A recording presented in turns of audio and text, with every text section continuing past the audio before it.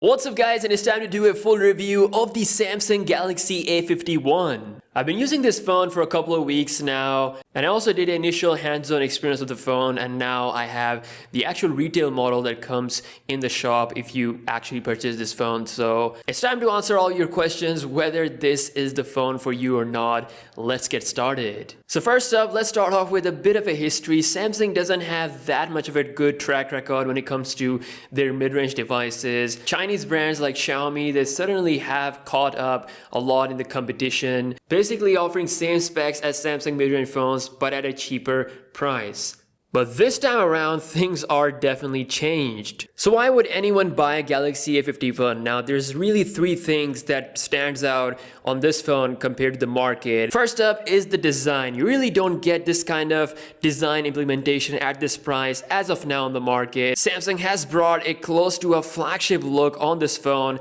with its punch hole design. It's like a Galaxy Note with a flat screen, and of course punch hole towards the middle is always, in my opinion, the best implementation of where this should be. When we look at the back of the phone, it comes with a beautiful look there as well. It is a glass stick design. It's not a true glass, but I don't mind that because Samsung has an overall good look of this phone, and it reflects as well because it's prism. And if you look at the cameras, they have a nice L-shaped look to them, and the whole look of it is very similar to what you're going to see on their super high-end flagship phones, the Galaxy S20 family that is coming later on. So pretty much this time around, you're getting most in common with flagship phones than any of the year before. So design has surely been the main thing that really makes this phone stand out compared to its competitors, and the other thing is its display. This is a 6.5-inch Super AMOLED 1080p display. At $320, I think this is the best display you can have on a mid-range phone currently. Samsung is the king of it,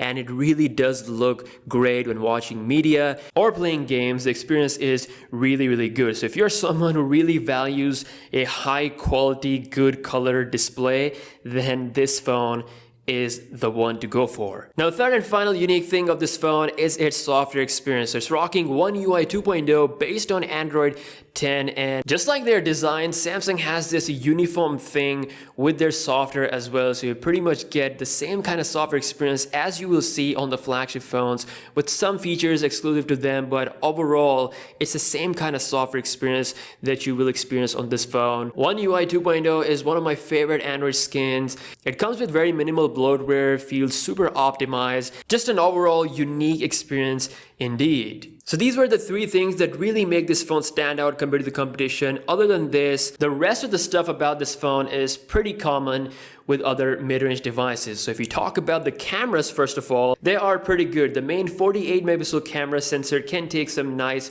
crispy shots. What I really like is that Samsung has once again brought their flagship level software algorithm to this camera, so you really don't get overexposed photos. The colors are nice, dynamic range is great, really nice saturation. A lot of times these photos are perfect for sharing on Instagram without doing any tweaking. It's got an ultra wide angle lens as well for taking those ultra wide shots, which is also very detailed. It can shoot 4K video recording from both front and back cameras, but you don't get the image stabilization on those modes. So if you want stabilized footage, you should use the 1080p mode on this one. One thing I really want to see is that the ability to switch between wide and ultra wide angle lens while you're shooting the video, something that you cannot do, so you just have to switch before shooting the video. It also comes with a macro lens, which is kind of a gimmicky to me. I mean, you can get really close to the subject, but like not too close.